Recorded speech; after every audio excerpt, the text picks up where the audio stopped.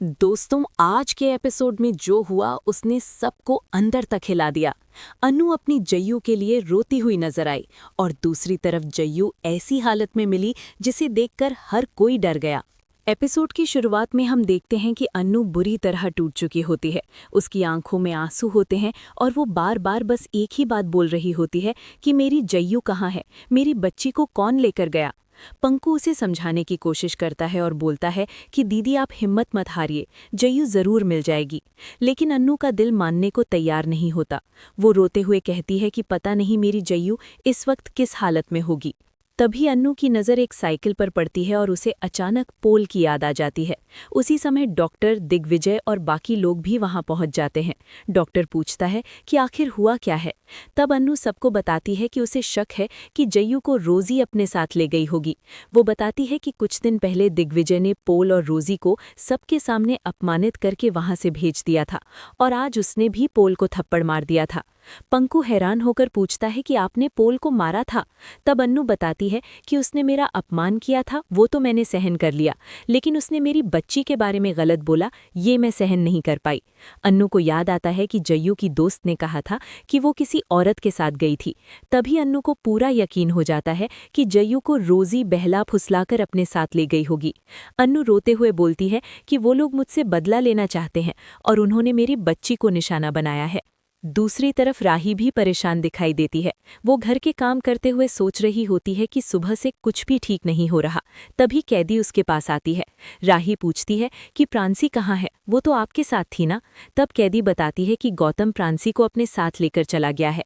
वो कहती है कि उसने गौतम को रोकने की बहुत कोशिश की, लेकिन वो नहीं माना। राही घबरा जाती है और सोचने लगती है कि प्रांसी को वो कहाँ लेकर गया होगा। उसे डर लगने लगता है कि कहीं गौतम ने प्रांसी को ऑफिस में एसी के अंदर तो नहीं रखा होगा, क्योंकि प्रांसी को तबीयत खराब होने पर ज्यादा ध्यान रखना पड़ता है। तभी प्रेम का कॉल आता है।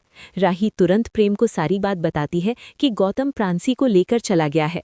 प्रेम ये सुनकर परेशान हो जाता है और बताता है कि उसने ऑफिस जाकर देखा, लेकिन वहां प्रांसी नहीं थी। ये सुनकर राही की हालत और खराब हो जाती है।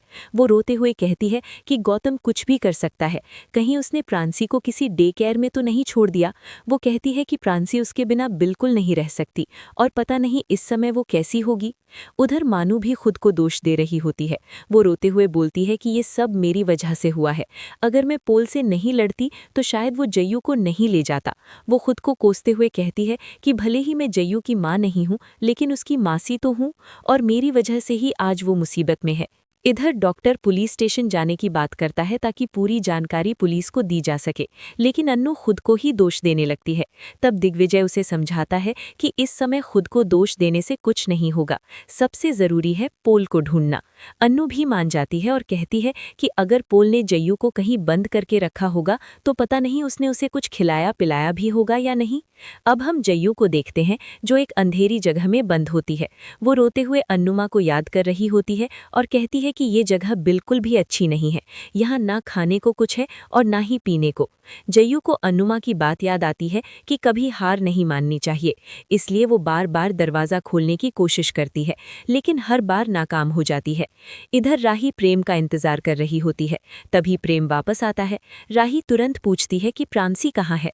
प्रेम बताता है कि गौतम ऑफिस में मीटिंग कर रहा था और उसने दरवाज़ा बंद कर रखा था। उसे नहीं पता कि प्रांसी को किसके पास छोड़ा गया है। तभी लैंडलाइन पर एक कॉल आता है। प्रेम बात करता है और फिर राही से कहता है कि प्रांसी मिल गई है, लेकिन वो ये नहीं बताता कि वो कहाँ है और तुरंत वहां से निकल जाता है। दूसरी तरफ पोल और रोजी अपनी चाल में कामयाब होने पर खुश हो रहे होते हैं। रोजी कहती है कि उसे पहले से पता था कि जय्यू ही अनुपमा की सबसे बड़ी कमजोरी है। तभी वहां अन्नू पहुंच जाती है। पोल घबरा जाता है, लेकिन अन्नू उसके सामने घुटनों पर बैठ जाती है। वो हाथ जोड़कर रोते हुए कहती है कि मेरी बच्ची को मुझे वापस दे दो, मैं सबके सामने माफ़ी मांग लूंगी, मैं पूरी गांव के सामने बोल दूंगी कि तुम लोग सही थे और मैं गलत थी। रोजी अन्नू को ताना मारते हुए कहती है कि पहले तुमने मेरी नौकरी खराब की और फिर गांव वालों के सामने बदनाम किया। लेकिन अन्नू को सिर्फ अपनी बच्ची की चिंता होती है। वो बार बार कहती है कि बस मेरी जय्यू मुझे वापस मिल जाए, फिर मैं कुछ भी करने को तैयार हूँ। दिग्विजय भी ये सब देखकर सोचता है कि माँ बाप अपने बच्चों के लिए कुछ भी कर सकते हैं। अपनी इज्जत की कुर्बानी देना भी उनके लिए छोटी बात होती है। लेकिन पोल और रोजी का दिल नहीं पसीजता। तभी तेज वहां आता है और पोल को चेतावनी देता है कि अगर गांव वालों को पता चल गया कि एक 8 साल की बच्ची के गायब होने के पीछे उसका हाथ है तो उसका बचना मुश्किल हो जाएगा। उधर जयू दरवाजे को पीटते पीटते थक जाती है। उसे बार बार खांसी आने लगती है और आखिरकार वो बेहोश होकर जमीन पर गिर जाती है। उसी समय अन्नू को अचानक एहसास होता है कि उसकी जयू ठीक नहीं है। वो घबराकर बोलती है कि मेरी जयू जरूर किसी मुसीबत में है। दिग्विजय भी पोल पर दबाव बनाता है, लेकिन पोल सिर्फ इतना कहता है कि उसकी दुश्मनी अन्नू से है, जयू से नहीं। तभी अन्नू और दिग्विजय नोटिस करते हैं कि रोजी बहुत ज्यादा घबराई हुई है। अन्नू बार बार रोजी से कहती है कि अगर जयू को कुछ हो गया तो बहुत बड़ा पुलिस केस बन जाएगा, लेकिन रोजी कुछ नहीं बोलती और वहां से पोल के साथ चली जाती है। दूसरी तरफ प्रेम और राही उस डे केयर में पहुंच जाते हैं जहां प्रांसी को छोड़ा गया था। वहां की केयरटेकर बताती हैं कि उन्होंने गौतम को पहले ही मना किया था कि वो इतने छोटे बच्चे को नहीं रख सकते, लेकिन गौतम ने ज्यादा पैसे देकर प्रांसी को वहां छोड़ दिया। वो बताती है कि जैसे ही उन्होंने उसे पैकेट वाला दूध दिया, उसे एलर्जी हो गई। ये सुनकर प्रेम और राही दोनों हैरान रह जाते हैं।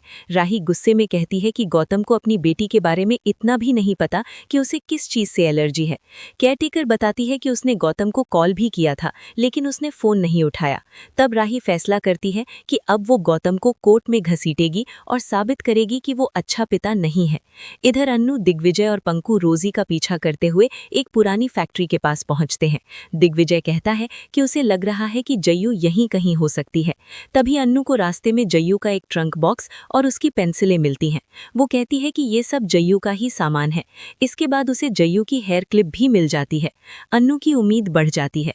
वो कहती है कि मेरी जयू यहीं कहीं है। वो लोग आगे बढ़ते हैं और देखते हैं कि एक कमरे पर ताला लगा हुआ है। अन्नू को तुरंत याद आता है कि रोजी ने पहले भी उसे इसी तरह बंद किया था। वो जोर जोर से जयू को आवाज लगाती है, लेकिन अंदर से कोई जवाब नहीं आता। दिग्विजय ताला तोड़ देता है। जैसे ही दरवाजा खुलता है, अन्नू की सांसें रुक जाती हैं। सामने जयू जमीन पर बेहोश पड़ी होती है। अन्नू दौड़कर उसके पास जाती है और रोते हुए कहती है कि बेटा आंखें खोलो। दिग्विजय भी परेशान हो जाता है और तुरंत जयू को उठाकर बाहर लेकर आता है। उसी समय डॉक्टर भी वहां पहुंच जाता है। डॉक्टर जयू की हालत देखकर कहता है कि उसे तुरंत अस्पताल ले जाना होगा। इसके बाद सब लोग जयू को लेकर अस्पताल पहुंचते हैं। डॉक्टर जयू को एडमिट तो कर लेते हैं, लेकिन इलाज शुरू करने से पहले 1 लाख रुपए जमा करवाने की बात करते हैं। ये सुनकर अन्नू के पैरों तले जमीन खिसक जाती है। वो सोचने लगती है कि आखिर वो इतने पैसे कहाँ से लाएगी। पंकु भी रोने लगता है।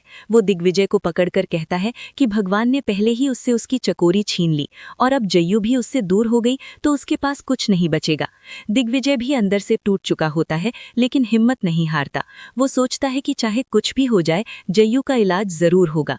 दूसरी तरफ अन्नू अस्पताल के बाहर खड़ी होकर भगवान से प्रार्थना करती है कि उसकी बच्ची ठीक हो जाए। वो सोचती है कि उसे देविका को भी ये सब बताना होगा। अब देखना ये होगा कि क्या जयू खतरे से बाहर आ पाएगी, क्या पोल और रोजी को उनकी करतूत की सजा मिलेगी और क्या राही सच में गौतम को कोर्ट तक ले जाएगी। अगर आप भी जानना चाहते हैं आगे क्या होगा तो वीडियो को लाइक करें, चैनल को सब्सक्राइब करें और बेल आइकन जरूर दबाएं, क्योंकि आने वाले एपिसोड में कहानी और भी ज्यादा इमोशनल और धमाकेदार होने वाली है।